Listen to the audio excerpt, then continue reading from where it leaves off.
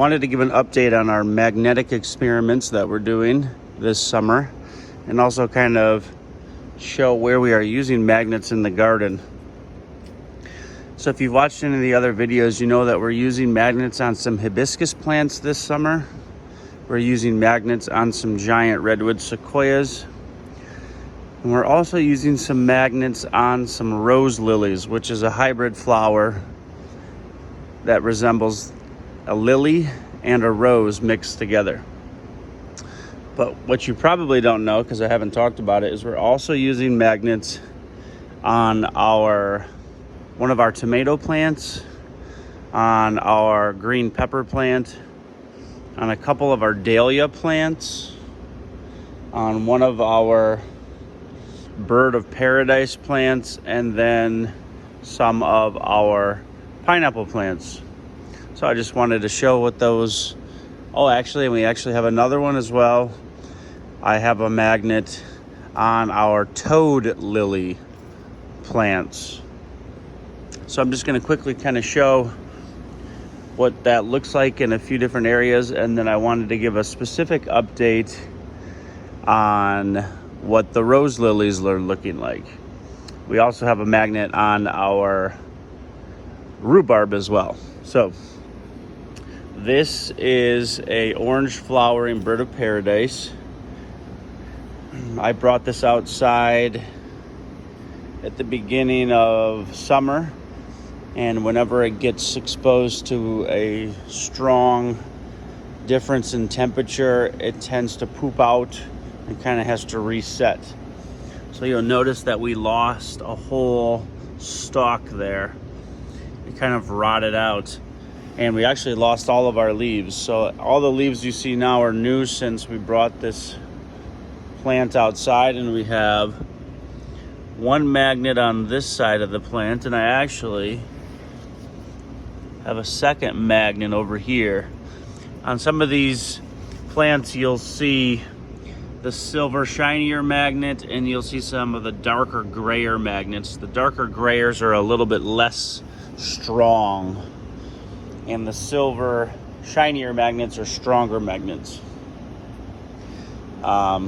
So that's our orange flowering bird of paradise. That's the typical bird of paradise that you'll see.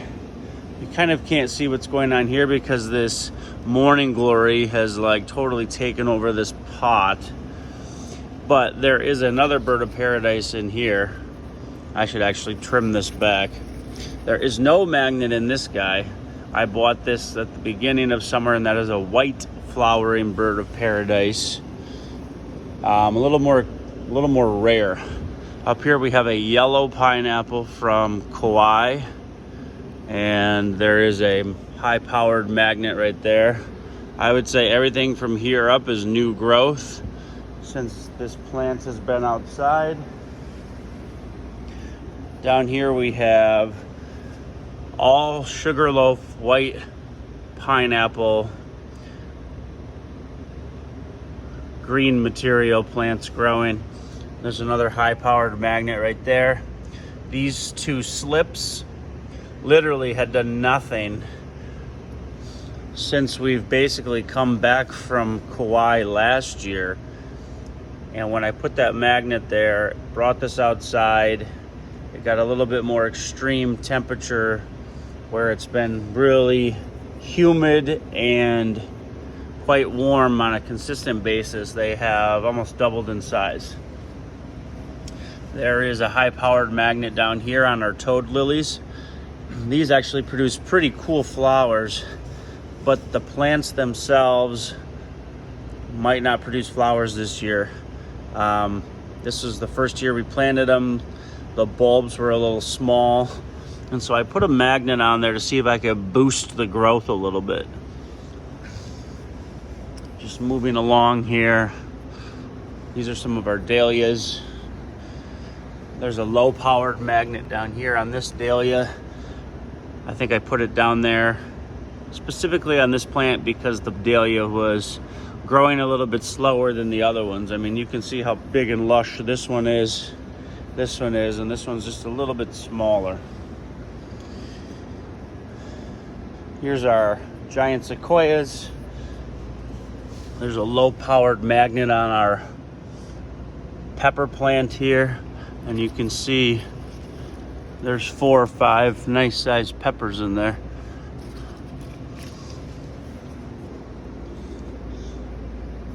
What else can I show you?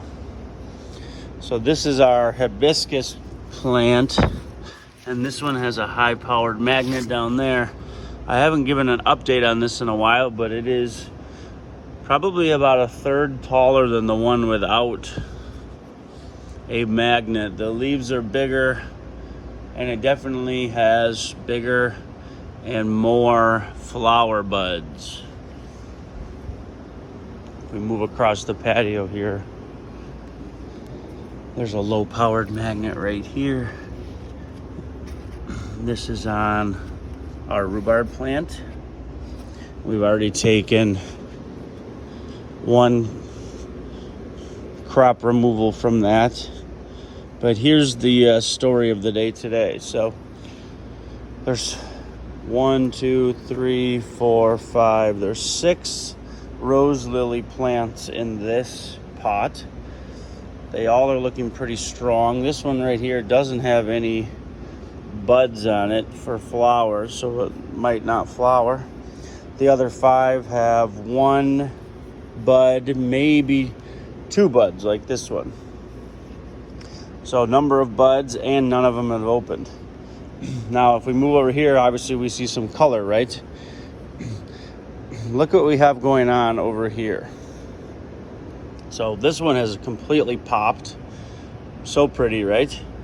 But look at just the height first. You can see the height, especially of these 2 plants right here. Probably 6 to 7 inches taller. Look at the number of buds. So we have 3, 4, 4, 2, 2, and 2.